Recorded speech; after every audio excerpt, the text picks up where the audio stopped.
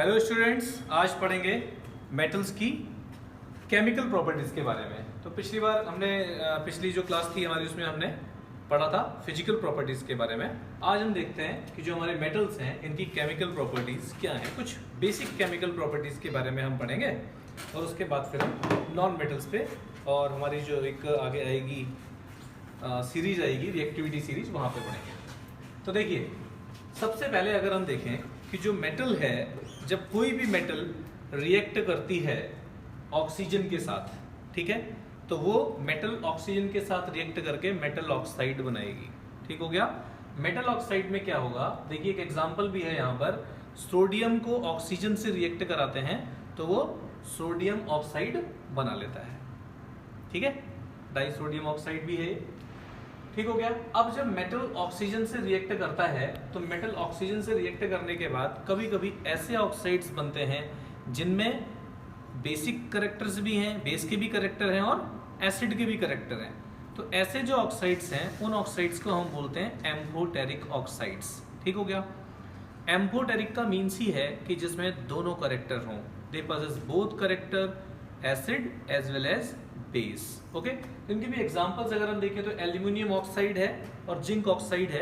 ये दोनों ऐसे हैं जो क्या करते हैं, जो एम्फोटेरिक ऑक्साइड्स हैं, यानी इसमें एसिडिक कैरेक्टर भी है और बेसिक कैरेक्टर भी है। अभी कुछ ऑक्साइड्स जब बनेंगे मेटल से रिएक्ट करके, आपने एनसीईआरटी में भी आप देखेंगे, दूसरी बुक्स में भी होंगे, तो कुछ ज़्यादातर तो ऐसे हैं मैक्सिमम। तो ज़्यादातर जो ऑक्साइड मिलेंगे हमें, वो ज़्यादातर जो मेटल ऑक्साइड्स होंगे दे आर इनसॉल्युबल। ओके, और जो कुछ ऑक्साइड्स ऐसे भी बनते हैं जो हमारे सॉल्युबल हैं। ठीक है, इतनी बात क्लियर हो गई।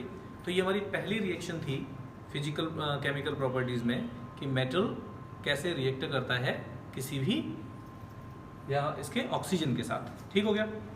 तो यहाँ पे इसमें एक क्वेश्चन आता है, काफ़ी बार एग्जाम में आया है कि जो हमारा ये सोडियम और पोटेशियम है इसको हम केरोसिन में डिप करके ही क्यों रखते हैं। ठीक है, तो इसका आंसर क्या है। देखिए, जो केरोसिन है और जो हमारा पोटेशियम है, सोडियम है, these metals are very very reactive. ये इतने रिएक्टिव है, कुछ लोग रिएक्टिव होते हैं ना, आप किसी को कुछ कहोगे, कभी उनको गाली भी दे दोगे तो वो बिल्कुल मतलब कोई रिस्पॉन्स ही नहीं है, कुछ कहना ही नहीं है उन्होंने आपको, तो दे आर नॉन रिएक्टिव, उसमें कोई रिएक्शन है ही नहीं, है ना। ठीक है, तो वैसा नहीं है। कुछ को क्या होता है, आप बगल से निकले, हल्का सा हिल भी गया ना तो उठ के हाँ भाई कॉलर पकड़ लेगा। तो वैसी कॉलर पकड़ने वाले ही हैं सोडियम और potassium, they are very very reactive. यानी अगर मॉइस्ट एयर आई और मॉइस्ट एयर के साथ इसने रिएक्ट किया, हल्का सा मॉइस्ट एयर के साथ टच हुआ ना तो ये बर्न हो जाएंगे, जलने लगेंगे। जैसे ही मॉइस्ट एयर आई, वाटर मिला, ऑक्सीजन मिला, ये बर्न हो जाएंगे। ठीक है, आप इसको ऐसे भी नॉर्मली कहीं रख के हल्का सा, आपने देखा है ना, बाबा देखे होंगे, बाबा क्या करते हैं, बाबा आया जी, वो ओम काली कलंतर कलकत्ते वाली करके वो नारियल पे पानी डाला, नारियल में से आग निकल गई और फिर जी बड़े खुश हो गए, मेरे बाबा तो बड़े शक्तिशाली हैं जी, ये है वो है ना। तो ढोंगी वाले बाबा की बात कर रहा हूँ, असली बाबा भी होते हैं, सच में भी लगा देते होंगे आग।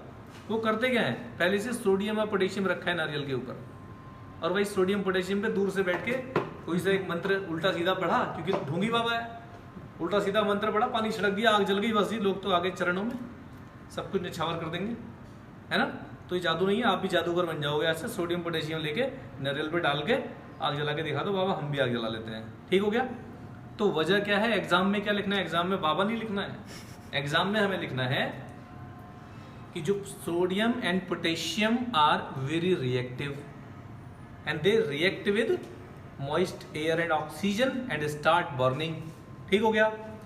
When we dip this in kerosene oil, यानी जब केरोसिन में इसको हम डिप करके रखेंगे तो उस ऑयल में क्या मॉइस्ट एयर जाएगी, नहीं जाएगी, उसमें ऑक्सीजन जाएगी, नहीं जाएगी, तो ये प्रिजर्व रहेंगे, स्टोर रहेंगे। नहीं तो पता चला आपने इसको ओपनली कहीं संभाल के रख दिया अपनी अलमारी में या कहीं ऐसी जगह, वहां मॉइस्ट एयर आई, आप तो बाहर घूम रहे हो, घर में आग लग गई।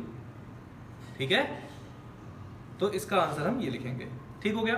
तो ये हमारा पहला पोर्शन था। इसके बाद हम देखते हैं कि जो रिएक्शन है वाटर मेटल्स की, वो वाटर के साथ देखते हैं। तो जब आप वाटर के साथ रिएक्शंस को देखेंगे तो यहाँ पे आपको क्वेश्चन में कंफ्यूज करने के लिए कई बार क्या करते हैं, वो कहेंगे reaction with cold water, reaction with hot water. मगर आपके कोर्स में ज़्यादातर जितना भी दिया हुआ है तो वो कोल्ड वाटर से करे रिएक्शन या हॉट वाटर से करे, दोनों टाइम में वो मेटल ऑक्साइड बनाएगा और हाइड्रोजन गैस रिलीज करेगा। ठीक है, इसके साथ ही कुछ क्वेश्चंस या कुछ सिचुएशन ऐसी हैं जिसमें मेटल हाइड्रोक्साइड भी बनता है, तो उसका एक अलग सीक्वेंस है, हम वो पढ़ेंगे रिएक्टिविटी सीरीज वगैरह में। ठीक है, तो ये हमारा मेटल हाइड्रोक्साइड या हाइड्रोजन हो गया। तीसरा है कि जो रिएक्शन है मेटल की वो हम करते हैं डाइल्यूट एसिड से। यहाँ पे कंफ्यूज नहीं होना है, डाइल्यूट एसिड और दूसरा हमारा कौन सा है, कंसंट्रेटेड एसिड। डाइल्यूट एसिड क्या है, कंसंट्रेट क्या है, हम लास्ट चैप्टर में वी हैव स्टडी।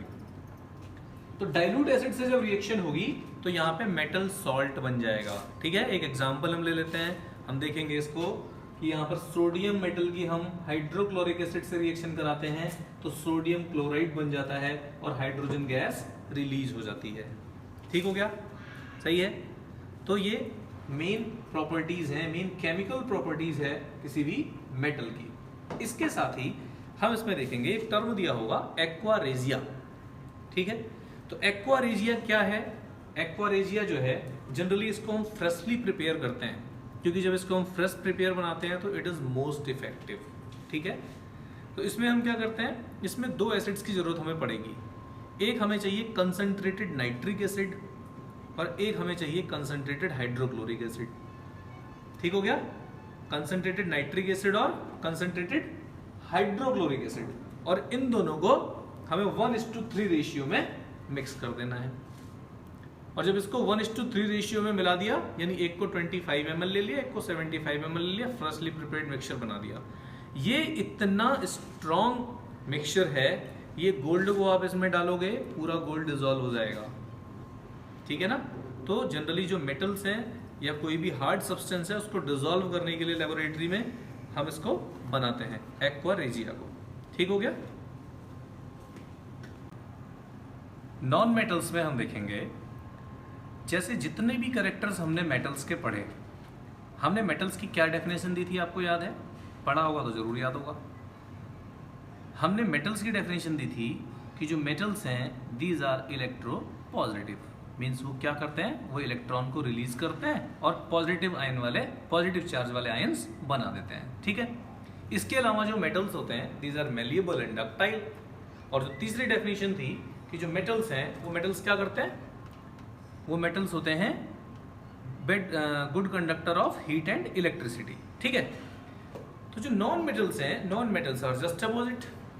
तो सबसे पहला काम, नॉन मेटल्स क्या है, non metals are bad conductor of heat and electricity, non metals are non malleable, यानी उसको हम थिन शीट की फॉर्म में कन्वर्ट नहीं कर सकते, non metals are non ductile, means उसके हम जो थिन वायर्स हैं वो नहीं बना सकते, और मोस्ट इंपॉर्टेंट उसको पहचानना क्या इजी है, जो नॉन मेटल्स होते हैं दे gain electron and form a negatively charged ions. ठीक है, यानी ये इलेक्ट्रॉन को रिसीव करेंगे, गेन करेंगे और नेगेटिवली चार्ज्ड आयन बना लेंगे। We have studied when an element gain an electron और मोर इलेक्ट्रॉन, तो उस पर कौन सा चार्ज हो जाता है, उस पर नेगेटिव चार्ज आ जाता है। ठीक है, तो ये जितने भी नेगेटिव चार्ज आएंगे ना, जो ये सारे क्या हैं, नॉन मेटल्स हैं। ठीक है, अगर इसकी हम फिजिकल प्रॉपर्टीज की बात करेंगे तो फिजिकल प्रॉपर्टीज में क्या होगा, नंबर 1 मेलिबिलिटी की जगह क्या आ जाएगा, नॉन मेलिबिलिटी आ जाएगा, डक्टाइल की जगह नॉन डक्टाइल आ जाएगा, सही है, सॉलिड की जगह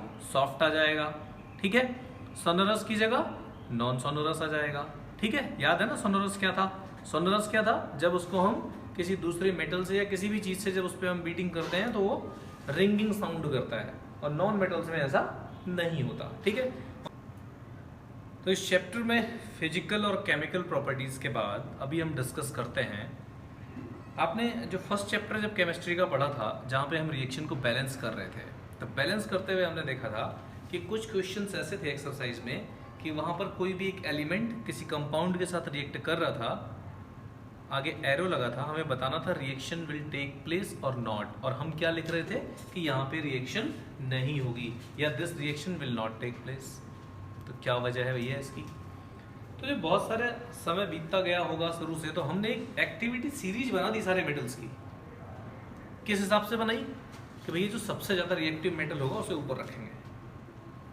ठीक है, ऐसा तो सभी जगह होता है, जो ज़्यादा रिएक्टिव उसी का ध्यान सब रखते हैं। तो सबसे ज्यादा जो रिएक्टिव है उसको ऊपर रख दिया और सबसे जो कम रिएक्टिव है उसको नीचे रख दिया। ठीक है, यानी हमने एक ऐसी सीरीज बनाई मेटल्स की जिसमें हमने उनकी रिएक्टिविटी के हिसाब से डिक्रीजिंग ऑर्डर में उसको अरेंज कर दिया। ठीक है, तो अगर हम उसको सीरीज को देखते हैं तो उसमें जो पोटेशियम मेटल्स हैं, जो पोटेशियम मेटल है वो सबसे ज्यादा रिएक्टिव है। वो भी हमने थोड़ी देर पहले भी पढ़ा था कि जो पोटेशियम है वो थोड़ी देर पहले है, वो रिएक्टिव है, इसलिए उसको केरोसिन में रखते हैं। और सबसे जो लीस्ट रिएक्टिव है वो गोल्ड है। ठीक हो गया, सबसे लीस्ट रिएक्टिव क्या है? गोल्ड है। अच्छा, इनके बीच में जो हमारी सबसे ज़्यादा रिएक्टिव मेटल है और सबसे कम रिएक्टिव मेटल है, इसके बीच में एक जगह आता है हाइड्रोजन। ठीक है, तो उस हाइड्रोजन के ऊपर वाली जो मेटल्स हैं वो ज़्यादा मोर रिएक्टिव मानी जाती हैं और हाइड्रोजन के नीचे वाली जो 3-4 मेटल्स हैं वो वेरी लेस रिएक्टिव मानी जाती हैं। ठीक हो गया। अब इस एक्टिविटी सीरीज का फायदा क्या है? इस एक्टिविटी सीरीज से क्या फायदा होने वाला है, क्या बेनिफिट होने वाला है? ठीक है, तो एक तो ये डेफिनेशन होगी कि भैया एक्टिविटी सीरीज होती क्या है। एक्टिविटी सीरीज क्या है? It is a series in which we have arranged all the metals in decreasing reactivity और एक्टिविटी ऑर्डर। ठीक हो गया, ये हमने बनाया। फिर यहाँ पे हम देखते हैं, अब इसमें क्वेश्चन में इसका यूज हम कैसे करेंगे। एनसीईआरटी में एक क्वेश्चन है, वो क्वेश्चन हम देखते हैं। आप उसमें देखेंगे तो एक क्वेश्चन में लिखा हुआ है कि सोडियम क्लोराइड की कॉपर से रिएक्शन करानी है, क्या बनेगा। मैग्नीशियम क्लोराइड की एल्युमिनियम से रिएक्शन करानी है, क्या बनेगा। आयरन सल्फेट की सिल्वर से रिएक्शन करानी है, क्या बनेगा। और सिल्वर नाइट्रेट की कॉपर से रिएक्शन करानी है, क्या बनेगा। ठीक है, चलिए सॉल्व करते हैं। तो जनरली यहाँ पर डिस्प्लेसमेंट रिएक्शन होती है, तो देखते हैं यहाँ पे कॉपर से, कॉपर की रिएक्शन किससे होनी है? सोडियम क्लोराइड से होनी है। ठीक है ना, यानी कॉपर को, सोडियम को हटाना है और CuCl बन जाना चाहिए। क्या बनना चाहिए वैसे? यहाँ बनना चाहिए CuCl2 प्लस Na बनना चाहिए। ठीक है, मगर आप जरा यहाँ इस एक्टिविटी सीरीज में देखिए, जो कॉपर है इसकी पोजीशन कहाँ है? कॉपर यहाँ पर है। ठीक है, और हमारा ये सोडियम कहाँ पे है? सोडियम यहाँ पे है। तो सोडियम और कॉपर में से मोर रिएक्टिव कौन है? Sodium is more reactive. तो भैया जब सोडियम मोर रिएक्टिव है तो इस कॉपर की पावर है क्या सोडियम को हटाने की?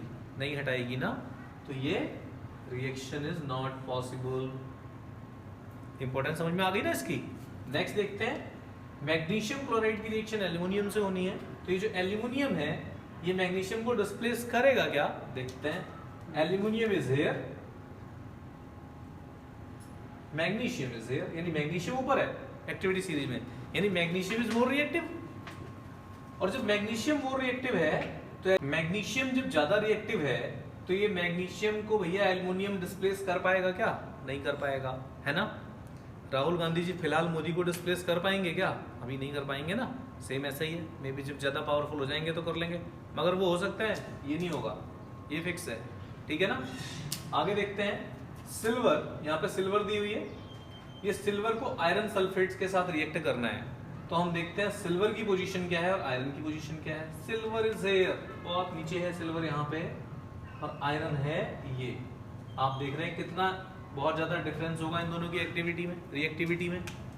तो क्या होगा? सिल्वर भी आयरन के साथ रिएक्शन नहीं करेगी। क्यों नहीं करेगी? समझ में आ रहा है ना, क्योंकि silver must be more reactive than iron, तब तो रिएक्शन हो सकती थी, मगर here silver is less reactive than iron, तो silver has no power to displace this iron. Okay, तो ये भी रिएक्शन नहीं होगी। नेक्स्ट में हम देखते हैं, here silver nitrate is reacting with copper. Okay, तो जो कॉपर है हम जानते हैं कॉपर की पोजीशन कहाँ है? यहाँ पे है, और सिल्वर की पोजीशन ये है, यानी in this reaction this copper is still less reactive. Sorry, aluminium नीचे है, ये मैंने गलत लगा दिया, ये Ag नीचे है जो सिल्वर है हमारा। तो जो कॉपर है, कॉपर की पोजीशन ऊपर है और सिल्वर की पोजीशन नीचे है, यानी यहाँ पे क्या है? कॉपर जो है ऊपर पाया जा रहा है ना रिएक्टिविटी सीरीज में, और जब कॉपर ऊपर है इसका मतलब है copper is more reactive then this silver. और जब कॉपर सिल्वर से ज्यादा रिएक्टिव है तो यहाँ पे कॉपर नाइट्रेट बन जाएगा और सिल्वर जो है वो सेपरेट आउट हो जाएगी, डिस्प्लेस हो जाएगी, तो ये रिएक्शन होगी। ठीक है ना। तो इस वाले पोर्शन में से ज्यादातर जो क्वेश्चन होंगे वो ये होंगे, एक तो ये रिएक्टिविटी सीरीज है क्या, और रिएक्टिविटी सीरीज या एक्टिविटी सीरीज एक ही है ये, ठीक है, डोंट बी कंफ्यूज। और इस रिएक्टिविटी या एक्टिविटी सीरीज का यूज क्या है और इस तरह के क्वेश्चंस को रिकॉग्नाइज करने में ये हेल्प करता है। ठीक हो गया। तो ये जो हमारी पूरी रिएक्टिविटी सीरीज है इसमें कुछ ही मेटल्स हैं, इसको आप अगर 2-3 बार ठीक से पढ़ेंगे तो ये लर्न हो जाएगा। ठीक हो गया। तो इस चैप्टर में मेटल और नॉन मेटल में जो स्टार्टिंग का पोर्शन था वो यहाँ तक था। इसके बाद जो नेक्स्ट वीडियो होगा वहाँ पे हम पढ़ेंगे केमिकल बॉन्डिंग के बारे में, कि वो अलग अलग कैसे बॉन्ड्स बनते हैं। बड़ा ही इंटरेस्टिंग टॉपिक है, ठीक है ना। और अच्छे से समझेंगे कि कैसे हम उसके डॉट स्ट्रक्चर बनाते हैं, कैसे इलेक्ट्रॉन्स जाता है, कैसे इलेक्ट्रॉन रिसीव होते हैं, ये सारे बनाएंगे। ठीक है। Thank you very much.